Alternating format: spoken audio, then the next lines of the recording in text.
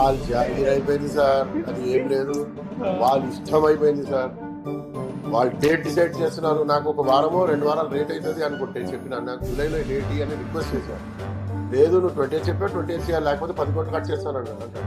The smaller producers, they say we get this much of money, which we may not get in the theaters, even if we risk that. And after 8 weeks, the OTT platform may take, may not take. ये जब OTT platform वाले ये regular producer से कम नहीं है, मैं बता दूं। हाँ, ये नहीं देते हैं पैसा। ये किसी स्टार को लेके आएंगे ना, उसको भर के दे देंगे। Before OTT, there was a time when cinema truly meant a shared experience. Families waited for festival premieres on television, for DVDs to arrive at shops, for that one weekend theater plan with friends. Back then, watching a movie was an event. Movies lived longer in theaters, in hearts, in conversation. That was cinema's heartbeat. Then came 2016. Everything fine until 2016. Then the beginning of the biggest revolution Indian cinema had ever seen. On January 6, 2016, Netflix stepped into India. The same year, on December 14, Amazon Prime Video also stepped into India.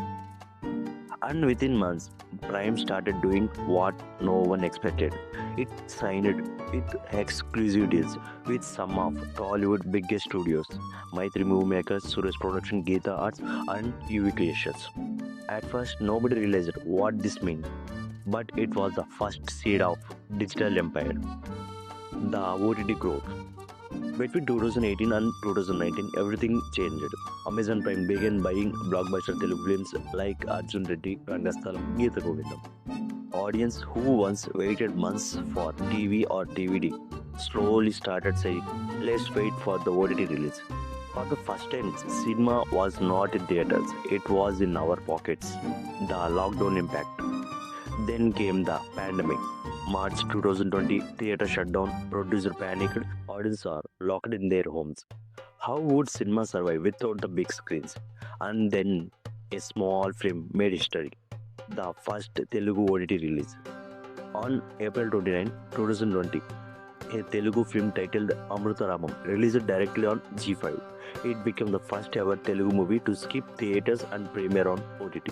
ప్రేమలో సంతోషాలే కాదు, త్యాగాలు కూడా ఓ భాగమే. That one release broke decades of tradition and opened a new door for the entire Tollywood industry. After that, others followed. Bhanumati and Ramkrishna. 33 ఏళ్ళ జీవితాశయం. Hello madam, I'm Ramakrishna. పెళ్లి చేసుకోడు. Uma Maheshwara Uga Rupasya.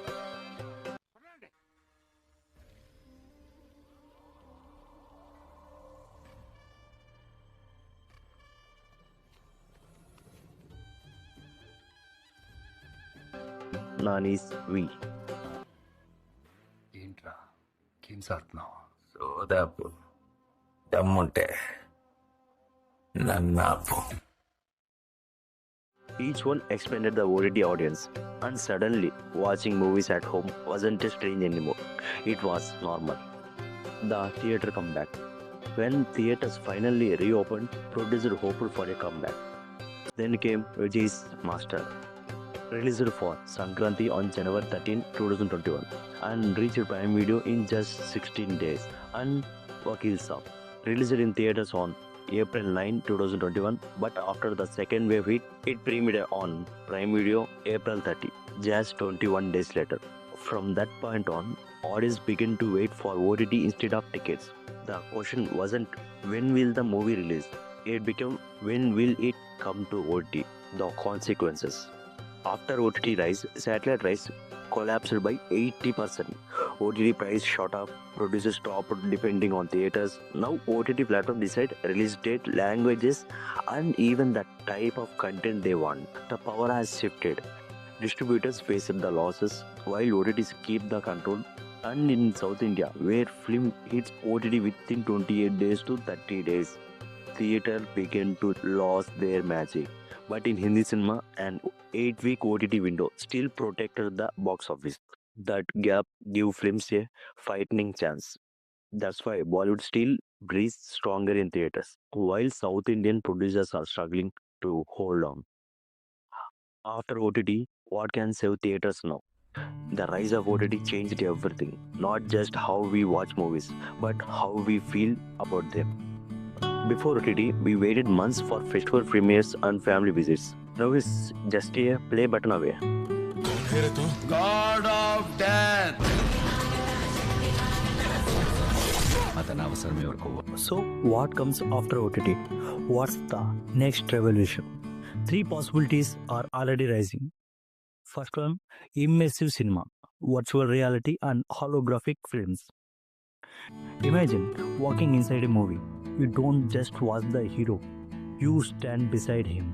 You turn your head and see the world around you. 360 degrees of storytelling. Theaters might transform into immersive domes where audience experience a film, not just see it. Filmmakers will design worlds instead of frames. Feel like living inside a dream. Second one, AI generated personal cinema.